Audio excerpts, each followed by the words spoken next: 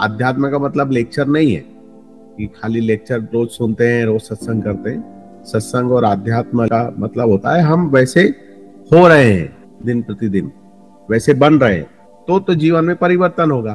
तो खाली लेक्चर सुनने से, किताबें पढ़ने से, सत्संग करने से थोड़ी जीवन बदलता है। जीवन जब बदलता है जब उसको हम आत्मसात करते हैं, उसको, उन सारी चीजों को, और वैसे ही हम बन जाते। हो रहा है।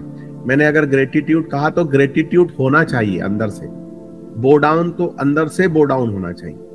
जैसे चॉकलेट कहा तो मुंह में पानी आ गया ना, आइसक्रीम कहा तो ललक आ गई, उसको खाने की फीलिंग आ गई। तो ऐसे ही आध्यात्म में जो भी कहा जाता है वैसे हो जाना, ये आध्यात्म। उसमें कोई चालाकी नहीं, कोई बदमाशी नहीं, कोई बुद्धिवादिता नहीं, कोई छल कपट नहीं, कोई लाग लपेट नहीं, कोई सच और झूठ नहीं। सिंपल बोला तो सिंपल ही होना, सहज हो जाना। और एक और बात है, आध्यात्म हमसे शुरू होता है, दूसरे से शुरू नहीं होता। हमेशा याद रखना कि आप सोचो कि आध्यात्म संसार से शुरू होगा फिर मुझ पर आकर खत्म होगा, नहीं। आध्यात्म मुझसे ही शुरू होगा और मुझ पर ही आकर खत्म होगा। कहीं किसी को इसमें शामिल नहीं करना है। और आध्यात्मिक जीवन जीने का मतलब ही होता है कि हम राजी हैं अपने आप को ऊपर उठाने के लिए, अपने स्वयं के परिवर्तन के लिए। आध्यात्म स्वीकारने का मतलब ये नहीं होता है कि हम राजी हैं दुनिया को बदलने के लिए, घर वालों को, अड़ोसी पड़ोसी को, लोगों को, मित्रों को, किसी को बदलने के लिए हम राजी नहीं है, ऐसा नहीं है। आध्यात्म का मतलब होता है खुद को बदलने के लिए हम राजी हो गए। जरूरत हमको है, तकलीफ हमारे अंदर है, ईर्षा हमारे अंदर है, द्वेष हमारे अंदर है, काम क्रोध लोभ मोह सब हमारे अंदर है, दूसरे के अंदर नहीं है। जो भी विकृतियां हमारे अंदर है, तो हम उसको स्वीकार करते हुए बदलने के लिए राजी हो गए हैं। ये आध्यात्म का मतलब है। अध्यात्म मतलब दूसरे को ज्ञान देना अध्यात्म नहीं है। स्वयं को प्योर फॉर्म में लाना अध्यात्म है। रोज साधना, तपस्या, सत्संग, भजन, नाम जप, मंत्र जप, इसके द्वारा रोज हम जो है खुद को तपाते हैं और रोज प्योर करते हैं, एवरीडे प्योर करते हैं।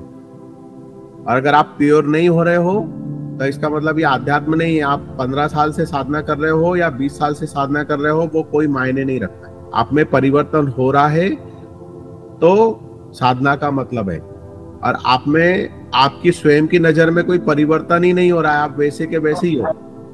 आपके अंदर वैसी छल कपट दुष्टता भरी हुई है, लाग लपेट भरा हुआ है, बातूनीपन भरा हुआ है, ड्रामा आपके अंदर पहले से भरा हुआ है। आपके अंदर कोई परिवर्तन ही नहीं हो रहा है, बल्कि और ड्रामा आपका और बढ़ गया। आप और ज्यादा ड्रामेबाज हो गए और नौटंकीबाज हो गए।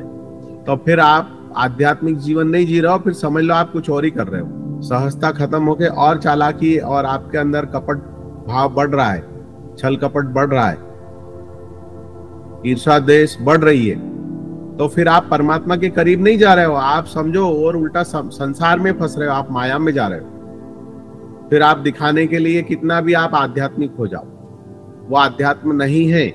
आध्यात्म का मतलब ही होता है एवरीडे अपने आप को प्योर फॉर्म में लाना, प्योर करना, और प्योर और प्योर। किसी दूसरे की नजर में नहीं, खुद की नजर में, खुद के लिए, खुद के जीवन में परिवर्तन होना चाहिए तो आध्यात्म है।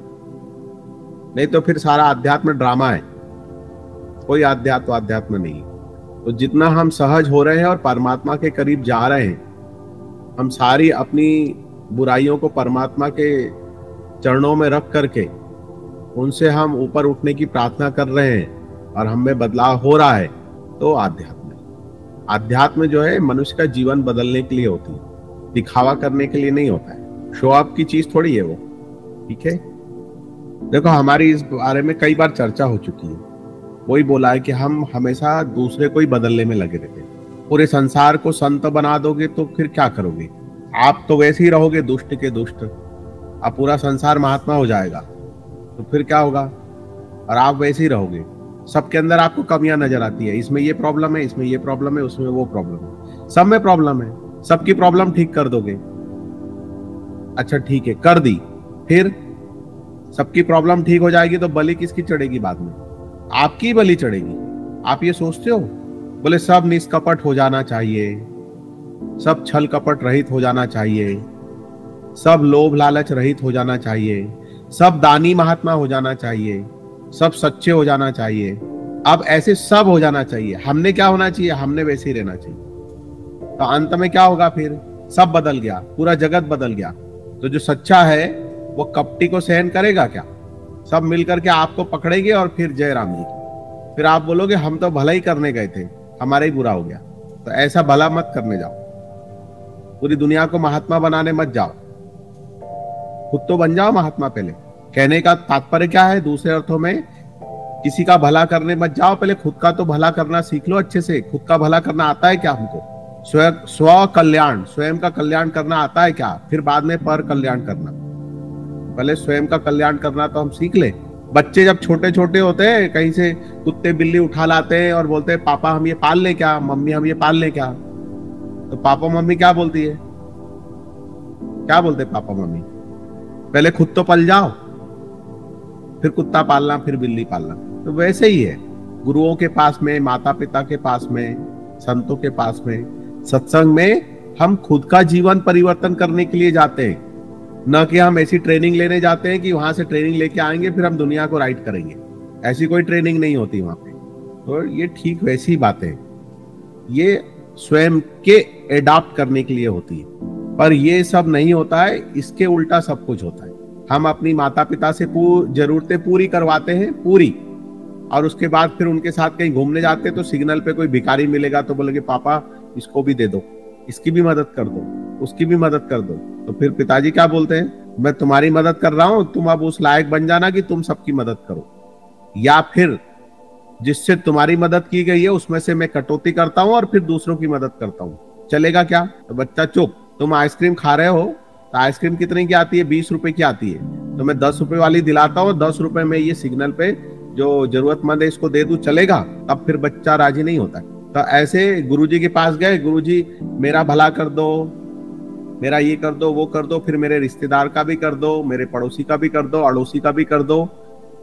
फिर एक दिन गुरुजी ने कह दिया कि तुम्हारे पुण्य में से निकाल के आधा पुण्य निकाल के कर दे उसका भला। तो तुरंत, नहीं गुरुजी ऐसे कैसे? नहीं, आप बोल रहे हो भला कर दो, तुम्हारी आधी सैलरी लेकर के भला कर दें, तुम्हारा आधा पुण्य लेके भला कर दें? तो तुरंत नाराज हो जाते हैं, उदास हो जाते हैं। क्यों? अभी तो आपका भाव था सबका कल्याण करने का, सबका भला करने का। तो आपका भला करने का भाव नहीं था, आपका भला करवाने का भाव था। आपका कल्याण करने का भाव नहीं, आपका कल्याण करवाने का भाव है। मतलब कहीं से मुझे मिल जाए, मैं कल्याण कर दूं, फिर नाम मेरा हो जाए, पर वो चीज तो दूसरे से ही लेके करेंगे। तुम्हारी सैलरी आधी मुझे दे दो, तुम्हारा पुण्य आधा मुझे दे दो, गुरुजी रोज साधना करके जब तब मुझे दे दो, फिर मैं सबका भला करूंगा। मुझे ऐसा आशीर्वाद दे दो कि मैं पूरी दुनिया में परिवर्तन ला सकूं। तो परिवर्तन मैं लाऊंगा, लेकिन सब कुछ आप मुझे देना। उसके पीछे क्या है? मान की कामना। आ गया ना? मैं कोई बढ़ाना है, बाकी तो कुछ नहीं है, वो सब फालतू की बातें हैं, अदलने बदलने वाली। स्वयं में कोई परिवर्तन हो रहा है क्या? अब कई तरह से घुमा करके बात वही कही जा रही कि सारी साधनाएं, सारा अध्यात्म अहम को मिटाने के लिए होती है, अहम के पोषण करने के लिए नहीं होती है। अगर इन सब से भी आपके अहम का ही पोषण हो रहा है तो फिर कुछ तो भी गड़बड़ है। फिर उससे अच्छा तो बगैर साधना के रहो, क्योंकि साधनाएं आपको धीरे धीरे धीरे इस स्तर पर लेकर जाएगी जहां पर आप अपने आप को एकदम अज्ञानी बालक समझोगे। मुझे तो कुछ भी नहीं आता है, मैं तो कुछ जानता ही नहीं हूँ, मैं तो कुछ जानती ही नहीं हूँ। ऐसी स्थिति आ जाती है धीरे धीरे, जब मैं मिटता है, जब चीजें छूटने लग जाती है, सहजता और शुद्धता की ओर आप जब बढ़ते हो, तो मैं कुछ भी नहीं जानता हूं, ये स्थिति आ जाती है। तो उसके लिए राजी हो तो चीजें आपको फलेगी, उसके लिए राजी नहीं हो तो फिर वो कुछ और ही स्वरूप धारण कर लेती है जीवन। अब एक बात और बताता हूं, ये तो दूसरे अर्थों में कही गई थी, अब एक और दूसरे अर्थ में बात कहता हूं कि अगर आपको सच में आपके परिवारजनों का, रिश्तेदारों का कल्याण करना है तो 1 घंटा रोज आप उनके लिए जप करो, साधना करो, ध्यान करो, प्रार्थना करो। 1 तास रोज बैठो गुप्त रूप से और अपने इष्ट को वो पूरी साधना, पूरा जप साधना दे दो और कहो कि भगवान, ये जो कुछ जप साधना मैंने की है उनके कल्याण के लिए की है, तो ये लेकर के उनका कल्याण करो। और इसको पूरा गुप्त रखना है। आप जिसके कल्याण के लिए कर रहे हो, आपको उसको भी नहीं बताना है कि मैंने तुम्हारे लिए इतनी जप साधना की, या मैं रोज कर रहा हूं या कर रही हूं 1 तास। और उसका कल्याण होने के बाद अगर वो आपको गाली दे, आपको बुरा कहे, आपका सम्मान ना करे, तब भी आप अपने मुंह से ना निकालो कि मैंने तो तेरे लिए 1-1 घंटा रोज साधना की थी, रोज जप किया था, और आज तू मुझे ही जो है मेरा ही इंसल्ट कर रहा है, मुझसे ही झगड़ा कर रहा है।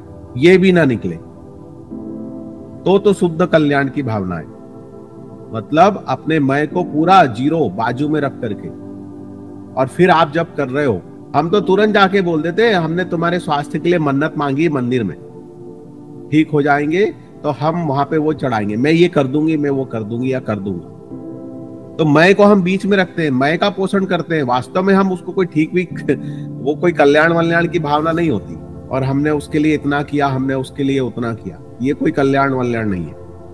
कल्याण का मतलब होता है अपने मैं को एकदम बाजू में रख देना। जिस दिन ये भाव आपके अंदर आ जाएगा, तब आप समझ लो कि संत होने की पहली सीढ़ी पे आप आ गए हो। पहली सीढ़ी, आपको बनना है संत, आपको बनना है महात्मा, और सब दूसरों से लेकर के करना है, और नाम अपना करना है। तो किसका नाम करना है? कौन है जिसका नाम करना है? शांत हो जाने का नाम संत है, जो मिट गया वो महात्मा हो गया। तो पहले खुद को मिटाना तो सीखो, मैं को जो मिटा ले, हर स्थिति परिस्थिति में जो शांत हो जाए, शांत रहना सीखे, सबके लिए प्रेम और आनंद की भावना से जब ध्यान करे, और बिल्कुल भी ना कहे कि हमने तुम्हारे लिए कुछ किया, हमने तुम्हारे लिए प्रार्थना की। तो ये दूसरे अर्थों में बता दिया कि सच में आपके अंदर है, किसी का, आपको अपने कुटुंब, रिश्तेदार, परिवार, किसी का कल्याण की भावना है, मुक्ति की कामना है उन लोगों के लिए, तो रोज 1 घंटा जब ध्यान साधना करो, और अपने इष्ट को, अपने गुरु को, अपने परमात्मा को सौंप दो, और प्रार्थना करो कि इससे उनका कल्याण हो। तो आपको पता चल जाएगा आप कितने पानी में हो। सच में आप भला चाहते हो, या जस्ट भला भला सिर्फ भले भले वाली सिर्फ बातें। हरिओम। हम आपको हमारी नई प्रकाशित ई book dive into the unknown के माध्यम से अपनी आध्यात्मिक यात्रा को और गहराई से खोजने के लिए आमंत्रित करते हैं। इस पुस्तक में स्वामी जी द्वारा दिए गए अमूल्य ज्ञान संकलित है, जो आत्मखोज और आंतरिक परिवर्तन की राह पर आपका मार्गदर्शन करेंगे। यह पुस्तक दुनिया भर के सभी Amazon प्लेटफॉर्म्स पर उपलब्ध है। इसकी लिंक आपको नीचे डिस्क्रिप्शन में मिल जाएगी। साथ ही यदि आप इन शिक्षाओं को हिंदी या फिनिश भाषा में सुनना चाहते हैं, तो हमारे अन्य YouTube चैनलों को अवश्य देखें। इनके लिंक भी नीचे दिए गए हैं।